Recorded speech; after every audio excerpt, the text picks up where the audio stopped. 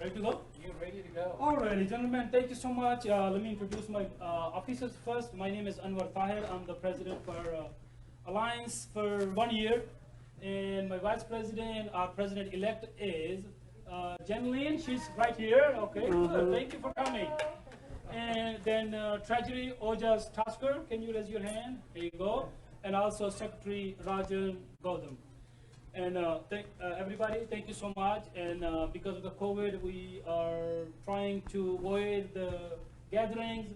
Finally, I hope everybody has a vaccination. And if it's not, please go and do that. And today we have a hybrid meeting today. So some of the members will join us by Zoom. And we already sent the notice. Rana Salim is here. Thank you, sir. Founder of ACSR.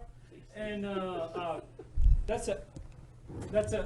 So we decided to do a hybrid, and also I reach out to Councilman Manipaya and also Honorable Mayor Ron Nirenberg to come today and join us. Then since we having an election for the education board too, so for the District 5, we have Irma Doran with us. She will be speaking later on. And thank you so much. Mayor has to leave early today. He has another meeting, but still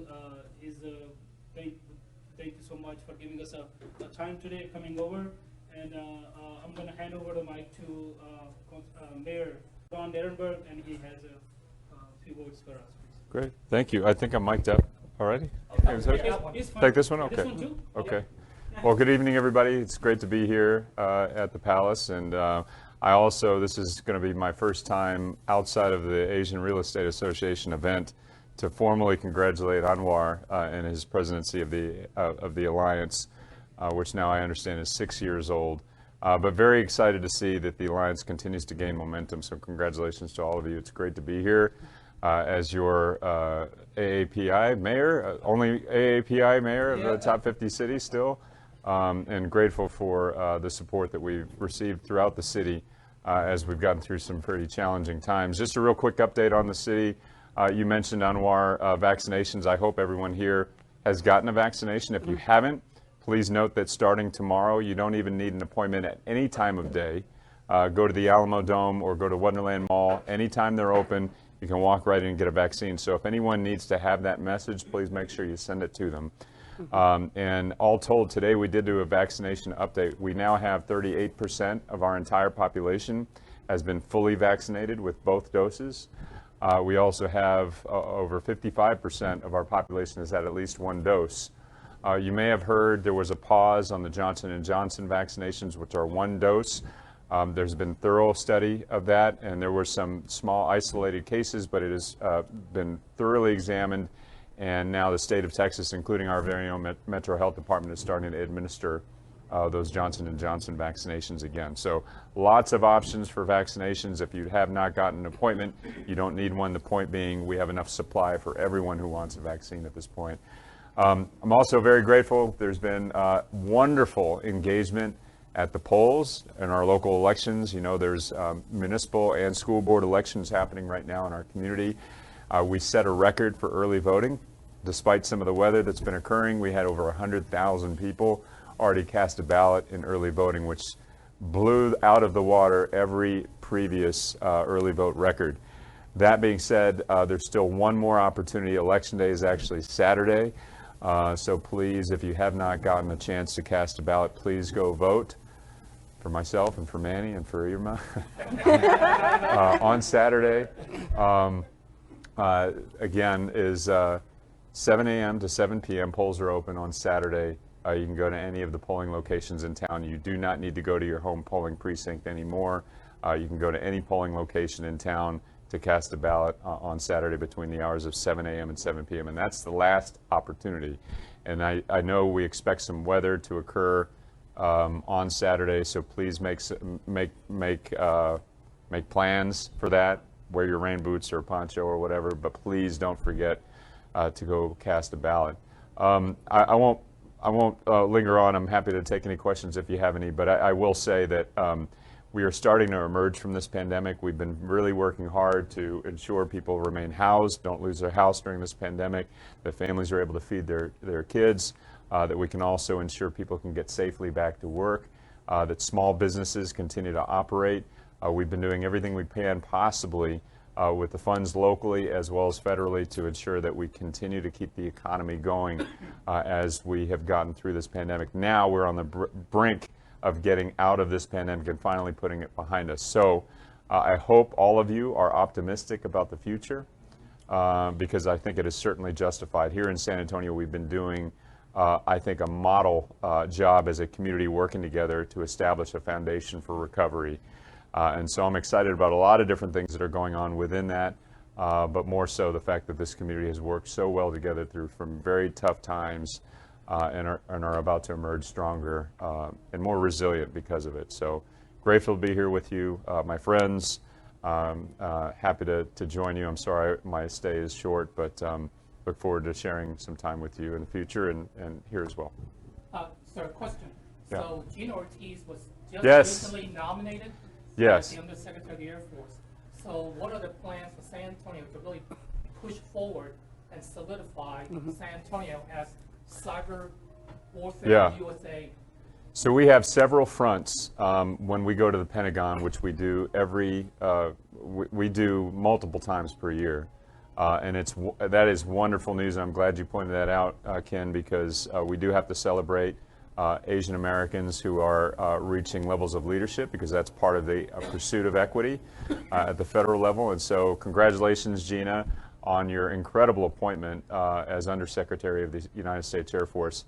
She will be an ally for us when we go to the Pentagon. And we go to the Pentagon frequently to protect the missions that we have here now, primary role. We also go to enhance our current missions, which are on several fronts, but particularly on cyber. We have the highest concentration of cyber assets inside and outside of national defense, anywhere outside of the Washington national region. We also have the highest density of assets in military medical outside of the national region as well. And so on those two fronts, we seek to enhance our missions on a daily basis, and we've got several things in the hopper right now that we're looking forward to visiting with Gina and her cohorts in the other branches. And those are not just national defense priorities, they're also economic development priorities for us, because all the work that's happening in both of those fields in defense has spun off and contributed to our private sector as well as our educational institutions. So thank you for bringing that up, and again, congratulations to Gina, a friend of all of ours. So Mayor, when I say, I'm sure I echo the sentiments that everybody told you earlier. We're very proud of your team, and Thank you. as you renew your oath of the office, we just want you to know that we are entrenched in this community, Thank and you. we look forward to working with you in every area. I am, Count on us, thank you. and this is also a breeding ground for us to create more leadership from within this platform, and we'll continue working together. So thank you for everything that you have done, Thank you. and also the judge.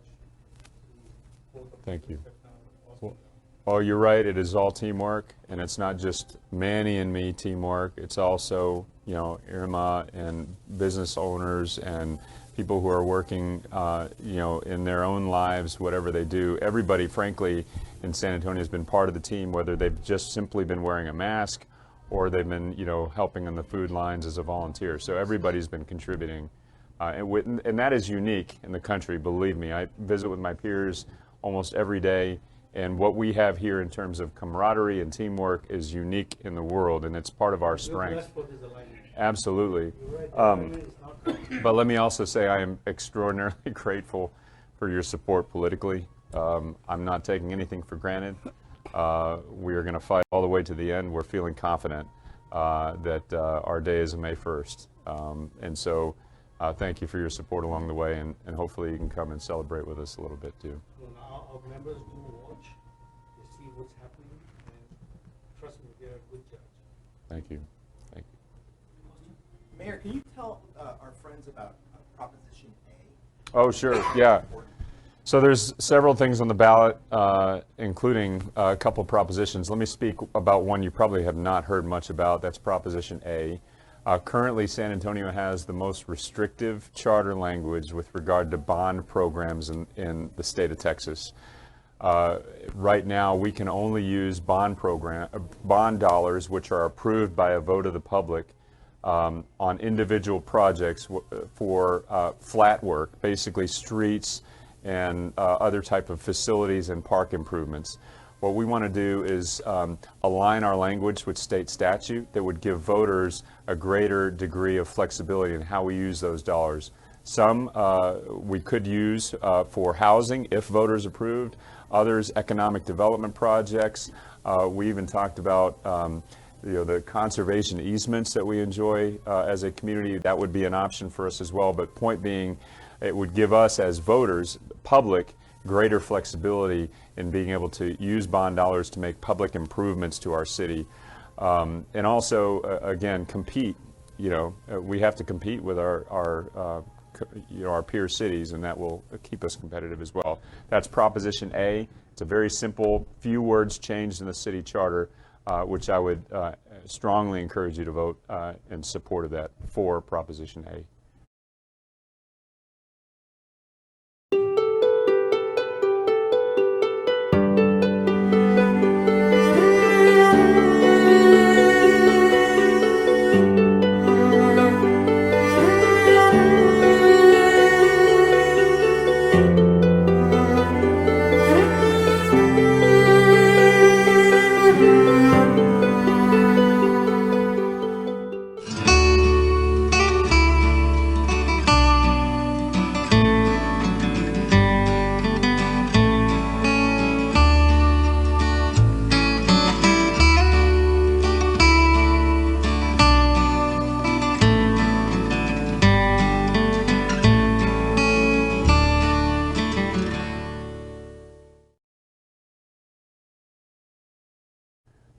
Yes, Ojha. With the change in demographics and the growth and the population growth that we have here, being in real estate, we have so many people moving in and no inventory. So where do you think all this is going to take us in 5 years, 10 years? San Antonio continues to, I think we're about to supersede Philadelphia as the 6th largest city.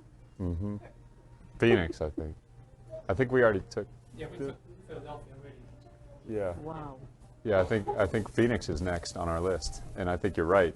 And what you touched on, I am greatly concerned with, and that is the cost and availability of housing.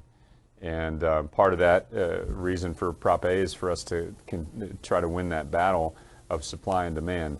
But what we can't do in this community is lose one of our competitive advantages, which is cost of living, which centers in large part on housing. So right now, we just don't have enough housing being built or rehabilitated to meet the demands of our population growth.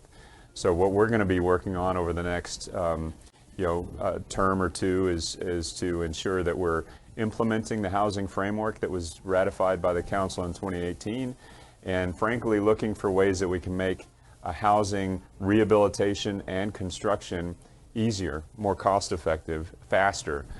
In all parts of town. And I'm not just talking about, the housing that happens in new suburban areas. I'm talking about infill development. And we want to see more densification of our downtown. Right now, the cost of doing that for a developer, a home builder, is cost prohibitive, so they go outside. So we have to figure out how to crack that nut, and it's not going to be on cash incentives. It's going to be on us looking at ways that we can non-financial ways that we can improve the cost of development, improve the speed of development, improve the resiliency of what we get from the products that are developed. So that's kind of on my mind. It's not something we've talked in depth about, but I know that Manny cares about that too. Yeah, very much so, and I'll talk about it in a minute, but I do want to just add something. Proposition A is not just about housing, though, right? It's going to give us the flexibility to do a lot of really important things. So an example is maybe cybersecurity hardening for different systems, CPS and SAWS, or maybe helping us harden our utilities so that we never have another horrible shutdown of power and water. Right now, the bond language might not allow us to do that kind of hardening, whereas if we have that flexibility, we might be able to. Proposition A is an important proposition. Proposition B? Yeah. That's a good one. So I'm not at the negotiating table for Proposition B, and so I get to take a position on Proposition B. I think it is well intentioned, but at the end of the day, the consequences are not so good for Santa. I think it'll lead to more police officers leaving sooner, retiring sooner. I think it'll make it harder for us to recruit good police officers.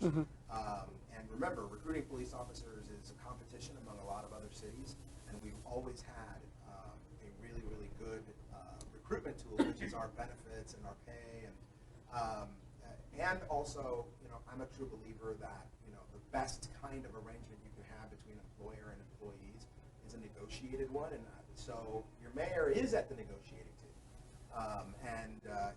with a city manager, and so the mayor has less freedom to take a formal position on on Proposition B. That's a good thing because we want him to be able to negotiate in good faith, and the union has been negotiating in good faith, and we're making a lot of headway. But my position is not a good idea, and I'll stop there. So I would just encourage you to read about Proposition B before you vote if you have not voted on it.